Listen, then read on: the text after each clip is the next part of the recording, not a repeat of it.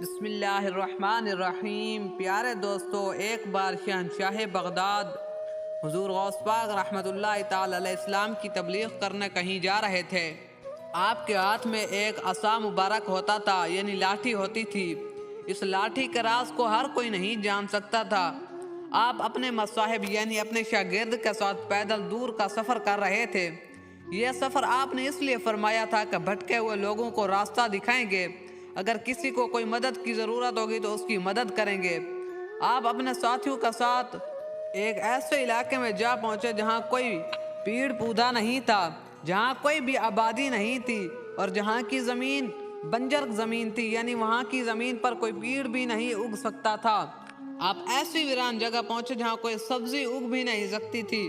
حیران کرنے والی بات یہ تھی کہ ادھر صرف ایک پیڑ کھڑا ہوا تھا، وہ بھی سوکھا۔ وہ ایک بڑا پیپل کا درخت تھا جس کی جڑیں زمین سے باہر تھی، جو ویسے تو سوکھا ہوا لگ رہا تھا لیکن وہ گرا نہیں تھا، جبکہ اس کے پاس پیڑوں کی سوکھی لکڑیاں بھی پڑی ہوئی تھی، یعنی کسی مضبوط انسان کی طرح وہ اسی جگہ ٹکا ہوا تھا، جس کو حالات میں بے بس بے جان بے رونق کیا ہوا تھا، لیکن اس کو کوئی ہلا نہیں پایا تھا۔ اچانک آپ کا ایک شاگرد بول پڑا کہ حضور، اتنا سوکھا ہوا یہ درخت کہ یہاں پر کوئی پرندہ بھی نہیں آ کر بیٹھتا، یہ کون لوگ ہیں جو اس کے پاس کھڑے ہیں؟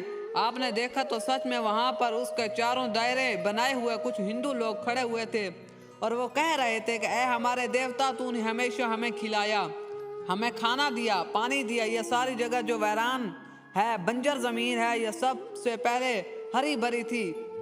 دوستو، ثواب کی نیت سے ویڈیو کو لائک کیجیے گا، چینل کو سبسکرائب کیجیے گا۔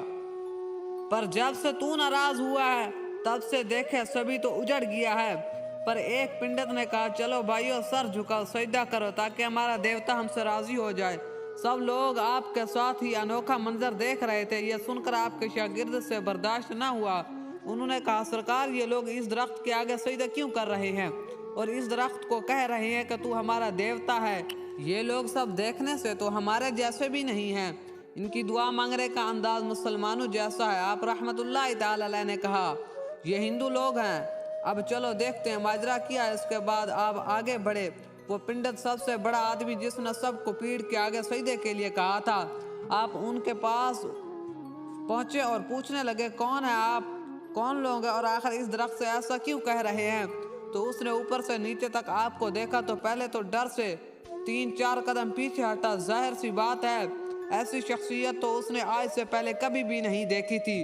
چوڑا سینہ، طاقت سے بھرپور مردانگی کا جیتا جاگتا انسان، روشن پیشانی، کپڑے اتنے خوبصورت، اور جب مسکرا کر آپ نے سوال پوچھا تو ایسی حسین مسکان کو دیکھ کر اس کے دل میں بھی ڈر سا پیدا ہوا، اور وہ یہ بھی سوچنے لگا کہ اتنی خوبصورت روپدار شخصیت، پھر بھی اتنا ادب سے بات کرنے کا انداز۔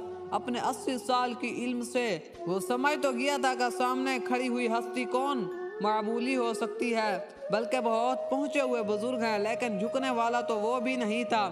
اب خود پر قابو پا کر پھر قدم سنبھل کر کہنے لگا، ہم اس درخت کے ماننے والے ہیں، ہم اس کو اپنا دیوتا مانتے ہیں، یہ بہت طاقتور شے ہے۔ کئی سال پہلے یہ بہت ہی ہرا بھرا ہوا کرتا تھا، اور سب سے بڑی بات یہ تھی کہ اس پیڑ سے جو بھی مانگو وہ ہمیں ملتا تھا، اور یہ اس پاس کا علاقہ جو دیکھ رہے ہو، لگتا ہے نہ کہ کوئی زندگی نہیں ہے یہاں، پہلے لوگ رہتے تھے، ہم نسل کے پرندے تھے، جانور بھی تھے، اور ہمارے گھر بھی یہیں پر بسے ہوئے تھے۔ ہمارے بڑوں نے اپنی زندگی کو یہیں سے شروع کیا تھا، کسی چیز کی کمی نہیں تھی، ہمیں اسی پیڑ کی وجہ سے خوشحالی ہی خوشحالی تھی۔ لیکن ایک بار ایسا ہوا کہ یہاں پر عذاب آ گیا، ایک کالی آندھی چلی جس نے سب کو اجاڑ کر رکھ دیا، ہم سب بکھر گئے۔ لیکن جو سب سے بڑی آفت ہم سب پر آنے والی تھی وہ یہ تھی کہ ہم سے ہمارا دیوتا بھی ناراض ہوا، اور یہ ساری جگہ سوکھ گئی، ویران ہو گئی، بنجر ہو گئی۔ ہمارے دیوتا نے اپنے پتے جھاڑنا شروع کر دے۔ میرے باپ دادا نے مجھے بتایا تھا کہ اگر درخت اپنے پتے جھاڑنا شروع کر دے تو پھر اس کا مطلب یہ ہے کہ وہ ہم سب سے غصہ ہے، اور یہ تو ہمارا خدا ہے، پھر تو ہم سے خفا ہی ہو گیا، ہم تبھی تو اس کو منا رہے ہیں، لیکن یہ ہماری ایک بھی نہیں سنتا۔ پھر آپ رحمت اللہ تعالی علیہ کے ایک شاگرد نے پوچھا، तो अब तुम्हारे लोग वो कहाँ गए? तो वो पंडित बोला, यहाँ पर पानी की कमी हो गई थी, जानवर भी मर रहे थे, इसलिए हमारे लोग यहाँ से जा चुके हैं। हम किसी और बस्ती में रहते हैं, वहाँ पर एक नदी थी जहाँ के पानी को पीकर हमारा गुजारा होता था, लेकिन अब वो नदी भी सूख गई है। बड़ी दिक्कतों से हम तपती हुई गर्मी में गर्म रेत पर चलकर एक अनजान इलाके में जाकर पानी भरकर लाते थे, लेकिन अब हमारे लोग थक गए हैं, बच्चे बीमार हो गए हैं, जानवर चारा ना मिलने की वजह से दूध भी नहीं देते और बेजान हो जा रहे हैं, भूख से मर रहे हैं। हमारे बड़े इस दरख्त को मुकद्दस और बरकतें मानते, हमारे लोग इससे बेशुमार फायदे भी उठाते रहे हैं। आपने इसकी बात काटी और कहा, फिर तुम्हें क्या लगता है कि ये मुकद्दस बरकती पीर तुम्हारे लिए क्या कुछ कर सकता है? उसने कहा कि क्या कुछ नहीं कर सकता, हमें ये बहुत कुछ ऐसा देता था कि जो सिर्फ एक देवता ही देते हैं, इसलिए तब से हम जान लिया है कि यही हमारी जिंदगी देने वाला दरख्त है, जिंदगी की खुशियाँ देने वाला दरख्त है, हमारे दुखों को मिटाने वाला दरख्त है, हमारी सब दुआएं सुनने वाला दरख्त है। इसलिए तो हम इससे मदद मांग रहे हैं और इससे मना रहे हैं, शायद ये हम पर रहम कर दे। और फिर आप रहमतुल्लाह ताला अलैह ने लंबी गुफ्तगू सुनी और इनके पास आकर कहा, ये पीर जिसके आगे तुम सर झुका रहे हो तुम्हें कुछ नहीं दे रहा, अरे ये तो खुद मखलूक है, मतलब इसका ये है कि इसको खुद को ही बनाने वाला कोई इसका खालिक है, ये तुम्हें जिंदगी कैसे दे सकता है? सोचो क्या ऐसा है? वो पंडित चीख पड़ा और गुस्ताखी करके कहा कि ये कैसी बातें कर रहे हैं आप, ये हमारा खुदा है और वो दरख्त है जो हम लोगों को बीमारी से निजात देकर शिफा देता है, इसके अंदर से निकलने वाला पानी शिफा है और आप कहते हैं कि ये कुछ नहीं कर सकता।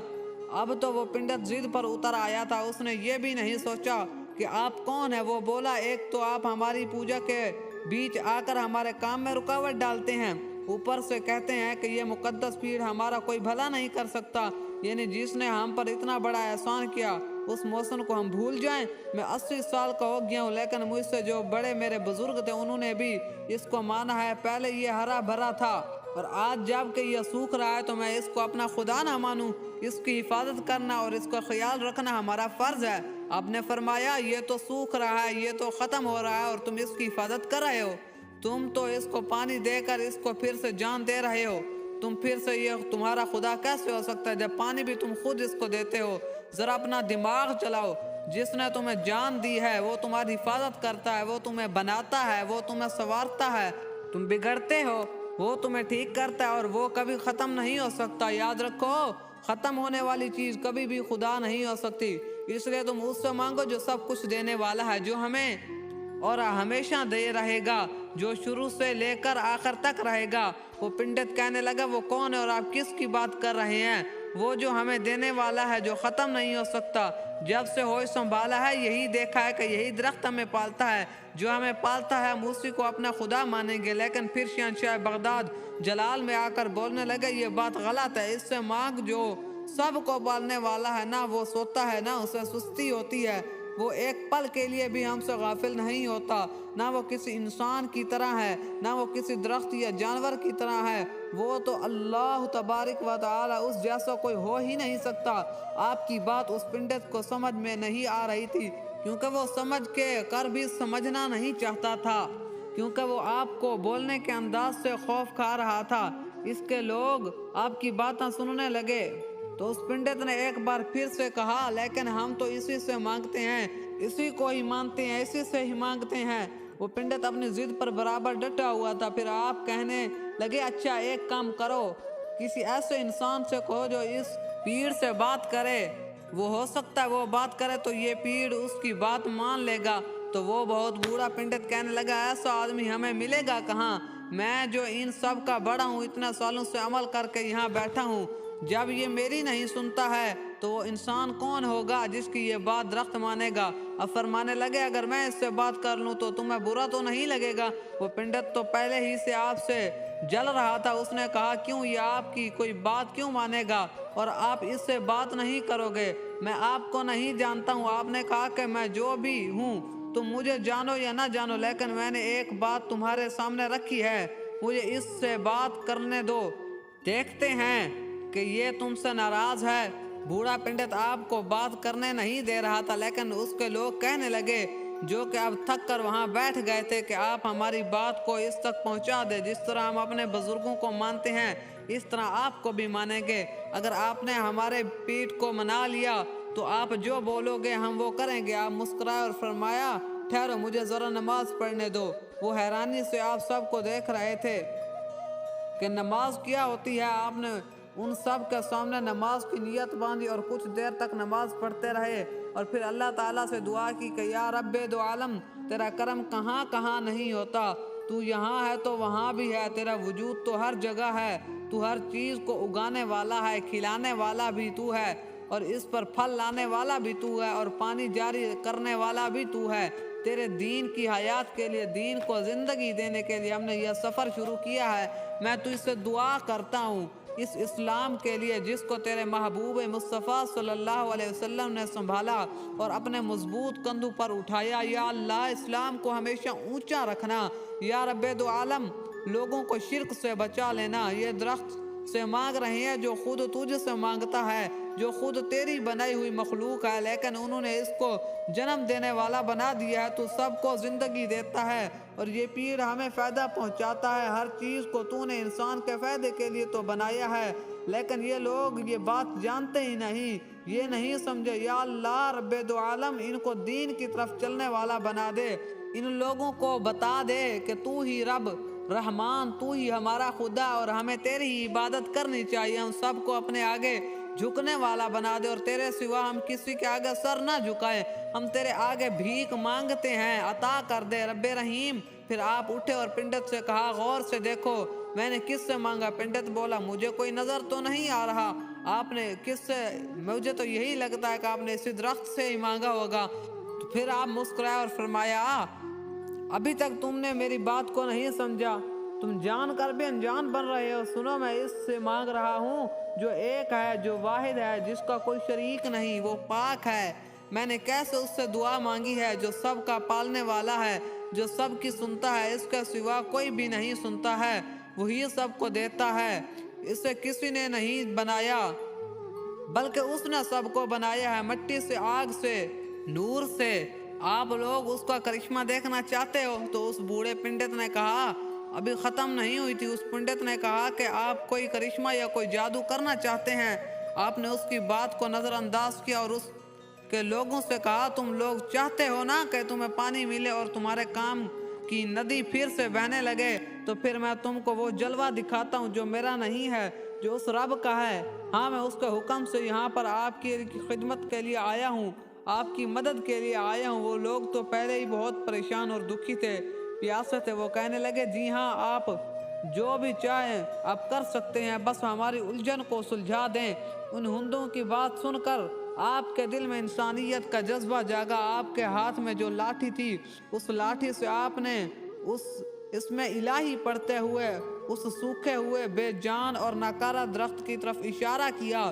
اس لاٹھی سے ایسی نور والی روشنی پھوٹی کہ وہاں کھڑے ہوئے سب پجاری دیکھ رہے تھے کہ یہ کیا جادو دیکھ لیا، یعنی بغیر بات کیا صرف اشارے سے ہی نور کی کرن پڑتی ہی وہ درخت ایسا ہرا بھرا ہو گیا جیسے کبھی ایسا تھا ہی نہیں۔ ابھی یہاں پر بس نہیں ہوا تھا، دیکھتے ہی دیکھتے اس پیڑ کے قریب جو سوکھی ندی تھی اس میں بھی پانی آ گیا۔ پانی کی ندی درخت کے قریب سے نکل رہی تھی، اس میں سے صاف اور شفاف میٹھا پانی بہنے لگا۔ وہ سب پجاری تو یہی سمجھ نہیں پا رہے تھے کہ کیا ہوا ہے۔